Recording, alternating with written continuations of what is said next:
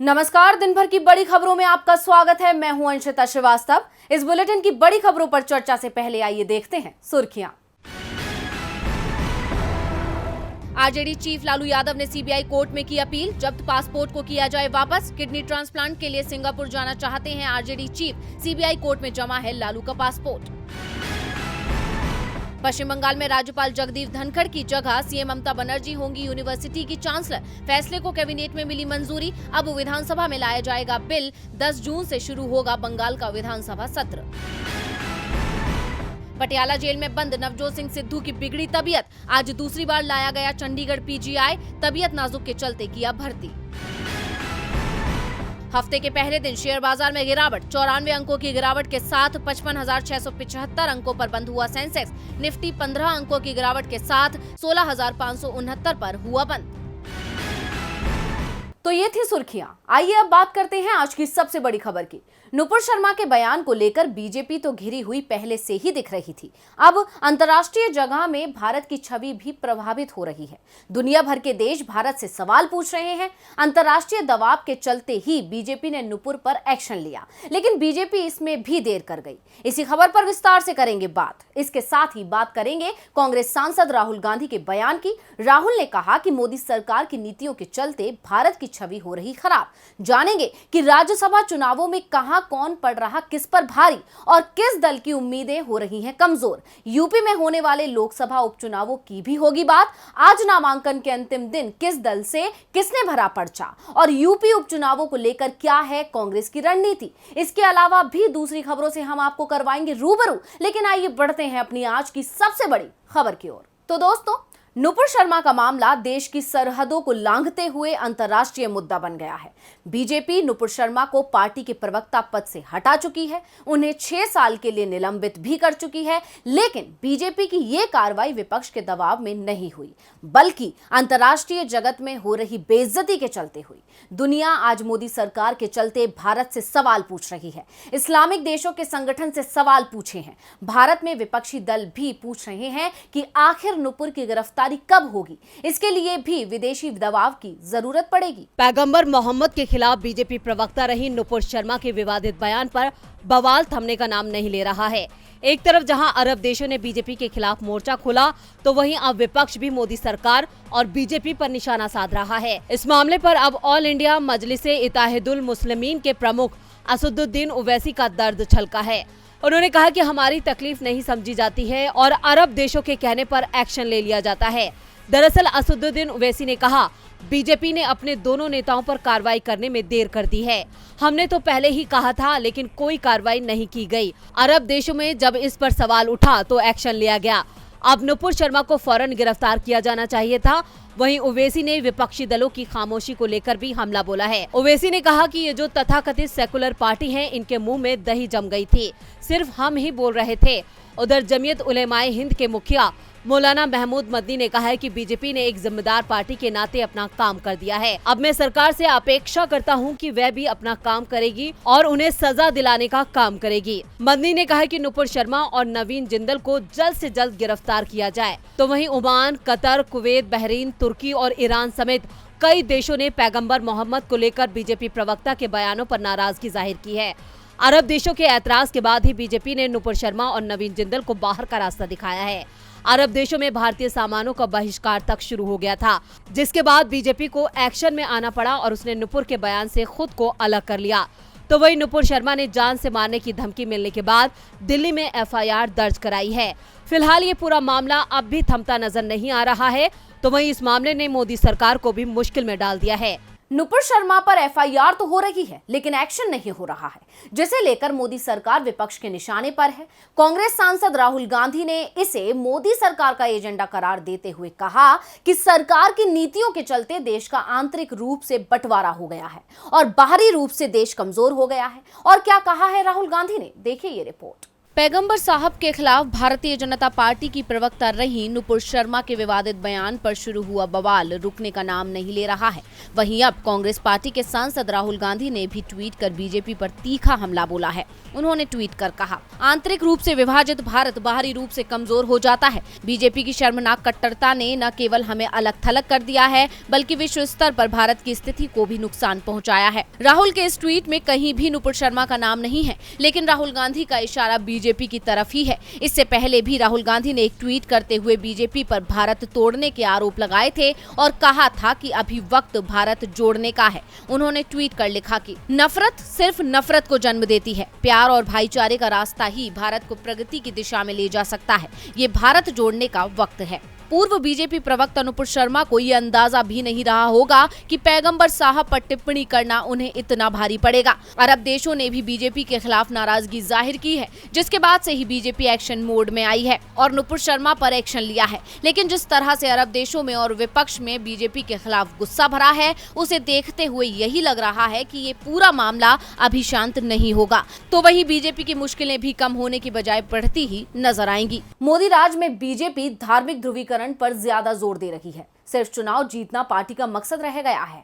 इसका नुकसान देश को उठाना पड़ रहा है। इस समय भी देश में राज्यसभा के चुनाव चल रहे हैं। यहाँ बीजेपी का सांप्रदायिक कार्ड तो काम नहीं कर रहा, लेकिन बीजेपी की धनबल की ताकत से विपक्षी दल डरे हुए हैं और जहां सरकार बीजेपी की है, वहां तो हालात विपक्ष के लिए मुश्किल भरे दिख रहे हैं। तो क्या है राज्यसभा चुनावों का समीकरण? देखिए ये रिपोर्ट। 15 राज्यों की 57 सीटों पर चुनाव होना था, लेकिन अब वोटिंग की जरूरत 4 राज्यों की 16 सीटों के लिए ही रह गई है। बाकी के राज्यों में चुनाव निर्विरोध हो चुका है। वोटिंग का दिन करीब आता जा रहा है। वैसे वैसे उम्मीदवारों के साथ पार्टियों की परेशानी भी बढ़ती जा रही है, क्योंकि राजस्थान, हरियाणा, महाराष्ट्र और कर्नाटक में मुकाबला बेहद दिलचस्प हो गया है।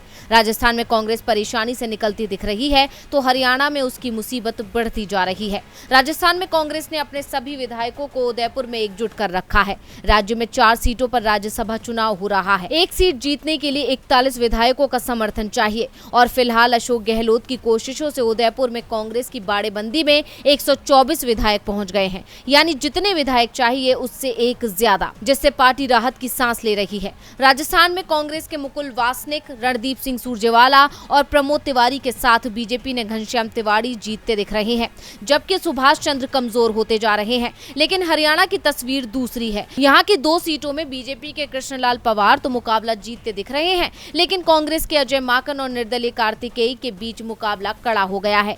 एक सीट के लिए 31 वोटों की जरूरत है। कांग्रेस के पास 31 विधायक हैं, लेकिन पार्टी को क्रॉस वोटिंग की चिंता हो रही है। इसीलिए कांग्रेस ने विधायकों को छत्तीसगढ़ भेजा है, लेकिन 3-4 विधायक गायब बताए जा रहे हैं। इस बीच महाराष्ट्र में भी मुकाबला कड़ा होता दिख रहा है। यहाँ की 6 सीटों पर वोटिंग होनी है। महाविकास अघाड़ी ने 4 और बीजेपी ने 3 उम्मीदवार उतार दिए हैं। शिवसेना और एनसीपी आरोप लगा रहे हैं कि केंद्रीय एजेंसियों के सहारे बीजेपी निर्दलीय विधायकों पर दबाव बना रही है।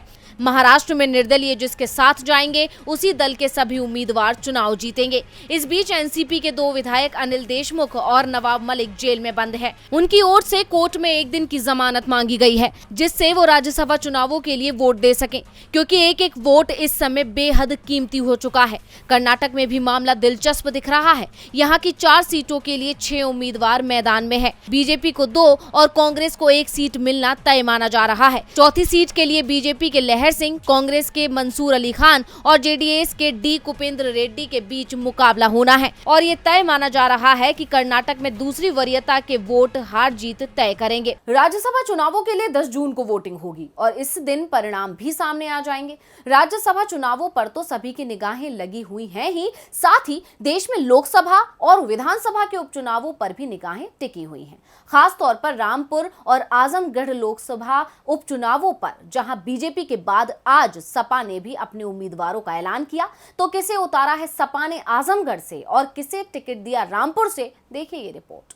यूपी में एक बार फिर चुनावी माहौल है। पार्टियां प्रचार में जुट गई हैं, जिसका कारण है 23 जून को होने वाला लोकसभा उपचुनाव, जिसके नतीजे 26 जून को आएंगे। ऐसे में उत्तर प्रदेश की रामपुर और आजमगढ़ लोकसभा सीट के लिए घमासान तेज हो गया है। इन दोनों ही सीटों पर सपा का कब्जा था। ऐसे में सभी की नजरें समाजवादी पार्टी के उम्मीदवारों पर थीं कि पार्टी किसे चुनावी मैदान में उतारेगी। तो आज पार्टी ने रामपुर सीट से अपने उम्मीदवार के नाम का ऐलान कर दिया है। बता दें कि लोकसभा उपचुनाव में सपा की ओर से आसिम राजा को उम्मीदवार बनाया गया है। बता दें कि इससे पहले चर्चा थी कि सपा रामपुर से आजम खान की पत्नी तंजीन फातिमा को चुनावी मैदान में उतार सकती है। वहीं आजमगढ़ सीट से धर्मेंद्र यादव को चुनावी मैदान में उतारा गया है। हालांकि पहले इस सीट पर पूर्व सांसद डिंपल यादव और सुशील आनंद के नाम की चर्चा चल रही थी, लेकिन सपा ने आखिरी वक्त पर अपना फैसला बदल दिया और काफी मंथन के बाद इन प्रत्याशियों के नाम पर मोहर लगा दी। ऐसा इसलिए भी क्योंकि पार्टी के लिए ये सीट जीतना बेहद जरूरी है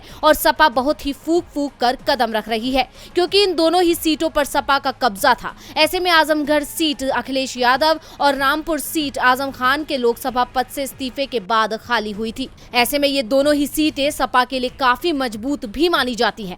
वहीं भारतीय जनता पार्टी ने लोकसभा उपचुनाव के लिए आजमगढ़ से भोजपुरी स्टार दिनेश लाल यादव निरहुआ को उम्मीदवार बनाया है। 2019 के लोकसभा चुनाव में भी दिनेश लाल यादव को भाजपा ने आजमगढ़ सीट से उतारा था। हालांकि वो चुनाव हार गए थे। इसके अलावा पार्टी ने रामपुर सीट से घनश्याम लोधी को टिकट दिया है। वहीं इन चुनावों के लिए दोनों ही दल अपनी पूरी ताकत झोंक रहे हैं, क्योंकि 2024 के लिहाज से भी ये चुनाव बेहद अहम है। आज नामांकन का अंतिम दिन था और अंतिम दिन ही बीजेपी और सपा के उम्मीदवारों ने नामांकन जमा किए। यूपी की राजनीति में नए समीकरण बनने के संकेत भी मिल रहे हैं। कांग्रेस ने रामपुर और आजमगढ़ में अपना उम्मीदवार नहीं उतारकर सपा को राहत दी है। साथ ही ये भी संकेत दिए हैं कि 2024 में वो सपा के साथ मिलकर चुनाव लड़ सकती है। कांग्रेस ने सपा की ओर समझौते का हाथ बढ़ा दिया है। अब अखिलेश को तय करना है कि उन्हें क्या करना है। तो क्या है खबर, देखिए ये रिपोर्ट। पिछले दिनों विधानसभा चुनाव के चलते उत्तर प्रदेश सुर्खियों में छाया रहा था और अब लोकसभा चुनाव के चलते भी उत्तर प्रदेश की सियासत में हलचल बनी हुई है और इन चुनावों के चलते सभी दल एक्शन मूड में नजर आ रहे हैं। इस चुनाव के चलते जहां भारतीय जनता पार्टी, समाजवादी पार्टी और बहुजन समाज पार्टी ने अपने अपने उम्मीदवारों के नामों का ऐलान कर दिया है और नामांकन के आखिरी दिन पर्चा भी भर दिया है, लेकिन वहीं कांग्रेस में इन चुनावों को लेकर कोई हलचल देखने को नहीं मिली और आखिर में कांग्रेस ने ऐसा कुछ ऐलान कर दिया जिसे 2024 लोकसभा चुनाव के लिए पार्टी का बड़ा दांव भी माना जा रहा है। दरअसल कांग्रेस ने रामपुर और आजमगढ़ लोकसभा उपचुनाव के लिए प्रत्याशी नहीं उतारने का ऐलान कर सभी को हैरान कर दिया है। साथ ही ये भी साफ कर दिया है कि उपचुनावों में कांग्रेस सपा का समर्थन करेगी। इसकी जानकारी उत्तर प्रदेश कांग्रेस कमेटी के उपाध्यक्ष योगेश दीक्षित ने दी। योगेश ने प्रत्याशी न उतारने के पीछे तर्क दिया है कि विधानसभा चुनाव के नतीजों को देखते हुए ये जरूरी हो गया है कि यूपी में कांग्रेस खुद को पुनर्निर्माण कर और मजबूत बनाए। दीक्षित ने कहा कि ये दोनों सीटें सपा सांसदों के इस्तीफे के चलते खाली हुई हैं, इसलिए कांग्रेस यहां अपना उम्मीदवार नहीं उतार रही है। उपचुनावों में कांग्रेस का पीछे हो जाना सपा के साथ उसके गठबंधन का इशारा भी कर रहा है। 2024 में एक बार फिर कांग्रेस और सपा साथ आ सकते हैं और इसलिए कांग्रेस ने अपने प्रत्याशियों को नहीं उतारा है। गौरतलब है कि पार्टी अभी से आम चुनाव की तैयारी में जुट गई है। ऐसे में पार्टी कोई भी कदम बहुत ही सोच समझकर उठा रही है। कांग्रेस 2024 की तैयारी कर रही है, लेकिन उससे पहले होने वाले विधानसभा चुनावों पर भी उसकी नजर बनी हुई है। 6 महीने बाद हिमाचल प्रदेश में विधानसभा चुनाव है और बीजेपी को यहां हार का डर दिख रहा है। पार्टी ने विधायकों से जनता नाराज दिख रही है। नाराजगी बीजेपी सरकार से भी है। ऐसे में बीजेपी की नई रणनीति तैयार हो रही है। हिमाचल विधानसभा चुनाव में अभी 6 महीने का वक्त बचा है, लेकिन राजनीतिक सरगर्मियों ने अभी से राज्य का पारा चढ़ा दिया है। इस बार भी कांग्रेस और सत्ता पर काबिज बीजेपी के बीच सीधा मुकाबला माना जा रहा है। तो बीजेपी को सत्ता अपने हाथ से जाती हुई नजर आ रही है, जिसको लेकर बीजेपी आलाकमान ने एक बड़ा फैसला लिया है। बीजेपी हिमाचल प्रदेश में 1985 के बाद से चले आ रहे एंटी इनकम्बेंसी रुझान को खत्म करने की कोशिश में जुट गई है। बीजेपी इस बार चुनावों में बड़ी संख्या में विधायकों को बदलने के लिए तैयारी कर चुकी है। हिमाचल के मुख्यमंत्री जयराम ठाकुर ने कहा कि विधायकों के प्रदर्शन के आधार पर टिकट दिया जाएगा। सीएम जयराम ठाकुर के इस बयान के बाद विधायकों में हलचल तेज हो गई है। अब राज्य का मौजूदा विधायक अपनी कुर्सी बचाने में लग गया है। सीएम ठाकुर ने ये नहीं बताया कि कितने विधायकों का टिकट कट सकता है, लेकिन ये जरूर कहा कि ये संख्या काफी बड़ी होगी।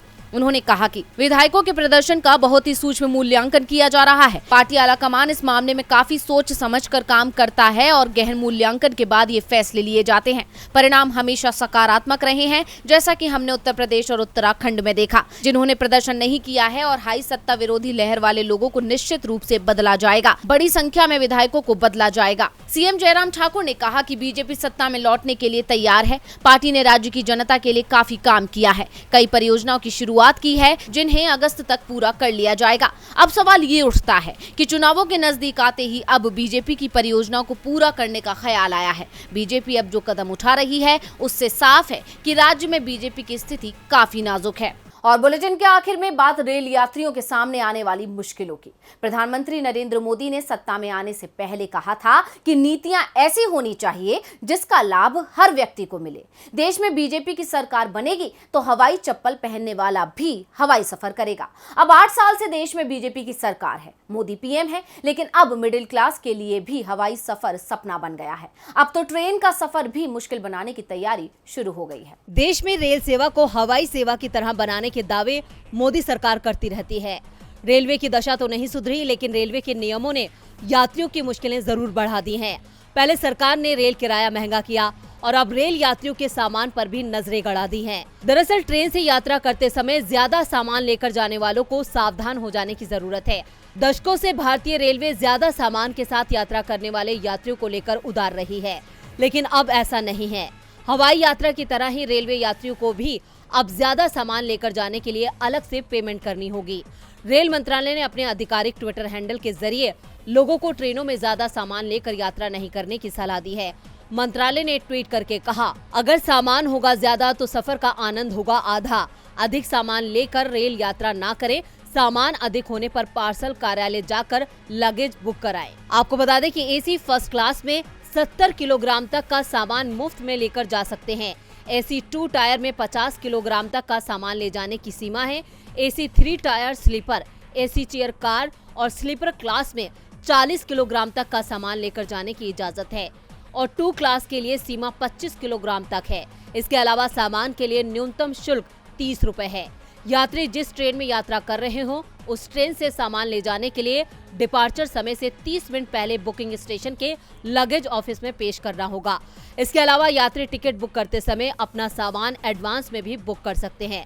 ध्यान रखें कि जो सामान सुरक्षित रूप से पैक नहीं किया गया होगा उसे बुकिंग और कैरेज के लिए स्वीकार किया जा सकता है। इन बदलाव को देखते हुए ये कहना गलत नहीं होगा कि अब इन बदलाव से यात्रियों को परेशानियों का सामना करना पड़ेगा। तो आज इस बुलेटिन में बस इतना ही। देखते रहिए डीवी लाइव। नमस्कार।